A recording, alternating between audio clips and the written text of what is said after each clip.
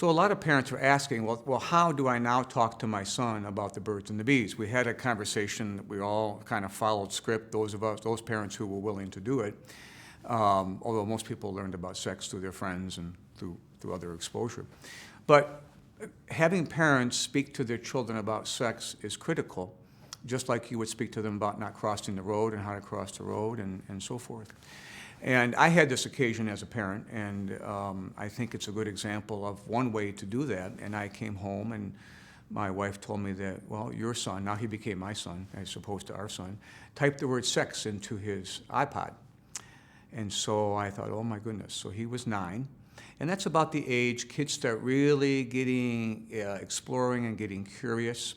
So I decided I was going to have a chat with him. And I knew I couldn't be heavy-handed, because the moment I started trying to regulate his curiosity, I know I'd lose him. So my goal was, which I think should be every parent's goal, should be to open up the conversation and keep the conversation going. So that was my objective when I went to talk to him about it. And I had 3 goals in mind. I was going to answer his questions about sex, because I knew he was curious. I was going to speak to him about what our values were, and I was going to speak to him about the internet, and then let him know that I was there for him if he needed to make new decisions about that. And that's what I did. He asked me questions, or actually he didn't ask questions, he just wanted me to talk about the physical act of sex, and I was just kind of matter of fact. I didn't get nervous or upset about it. I just kind of gave him some basic facts, and his question at the end was, well, do most people have sex to have babies or for pleasure? And I said, most people have sex for pleasure. So I thought it was an astute question.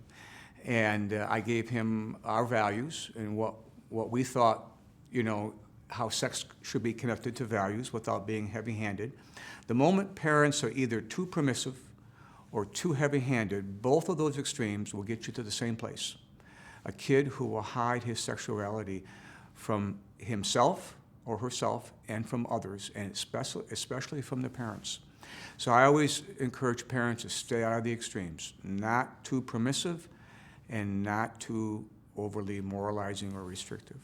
And the last thing I shared with him was about the internet and the dangers, and one day you're going to be with your friends and you guys are going to be curious and you're going to do something and you're going to have to make a decision. If you make a wrong decision, it's okay.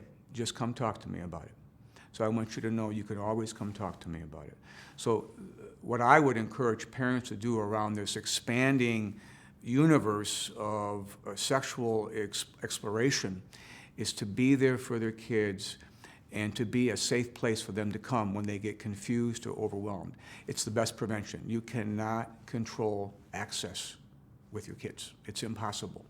So the moment parents start to restrict access as the only method to safeguard their child, they begin to lose their child's trust and respect, and they stop talking to them.